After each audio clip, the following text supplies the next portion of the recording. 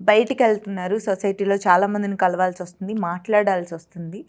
కానీ కొంతమందికి ఇంకా ఎలా మాట్లాడాలి, మన మాటకున్న విలువని ఎలా పెంచుకోవాలి, అవతల వాళ్ళ దగ్గర మన గుర్తింపుని ఎలా సంపాదించుకోవాలి అనే విషయంలో కొంచెం డౌట్స్ ఉన్నాయి.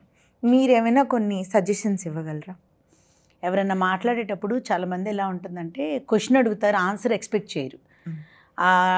ఎట్లా అంటే లైక్ వాళ్ళకి అన్నీ తెలుసు, చాలా తెలుసు అని చూపించుకోవటానికి అడిగే క్వశ్చన్స్ అవి. సో వాటికి ఆన్సర్స్ అక్కర్లా. You always need to be a good listener Roopa. అవతల వాళ్ళు ఏం చెప్తున్నారో ఫస్ట్ మనం ప్రాపర్గా వింటే దానికి తగ్గట్టు మనం వాళ్ళు అవతల వాళ్ళు చెప్పిన సబ్జెక్ట్ మీద మనకు ఒక గ్రిప్ ఉండి డెఫినెట్గా నాలెడ్జ్ ఉంటే నోరు తెరిచి మాట్లాడాలి.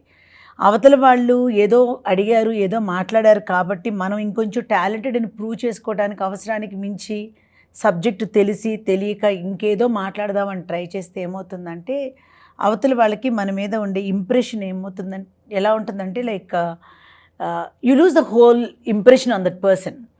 ఇప్పుడు ఒక మనిషిని చూడంగానే నీ పర్సనాలిటీ మీద the way you stand, the way you SIT, the way you dress, the way you look అంటే ప్రజెంటేషను ఒక బ్యూటిఫుల్ ఒపీనియన్ క్రియేట్ చేసిన తర్వాత మనం కూర్చొని చేసే కాన్వర్జేషన్ మిగతాది బిల్డ్ చేస్తాం. అవును. ఒక్కొక్కసారి మనం అంత అపీలింగ్గా కనిపించకపోయినా మన కాన్వర్జేషను మన ఎంటైర్ పర్సనాలిటీ మీద ఒక మంచి పాజిటివ్ థింకింగ్ తీసుకొస్తుంది. ఏది ఎలా ఉన్నా అంతా కూడా మన నోటి మాట ద్వారానే వస్తుంది రూప. ఎక్కువ మాట్లాడటం తగ్గించి అవతల వాళ్ళు ఏం చెప్తున్నారు ఫస్ట్ వినటం మొదలు పెట్టామనుకో, ఇన్న దాని మీద ఆ సబ్జెక్ట్ మీద మనకు అవగాహన ఉండి సింపుల్గా క్రిస్ప్గా మాట్లాడాల్సినంత వరకు మాట్లాడితే ఆ కాన్వర్జేషన్ ఇంకొంచెం హెల్దీగా వెళ్తుంది ముందుకి.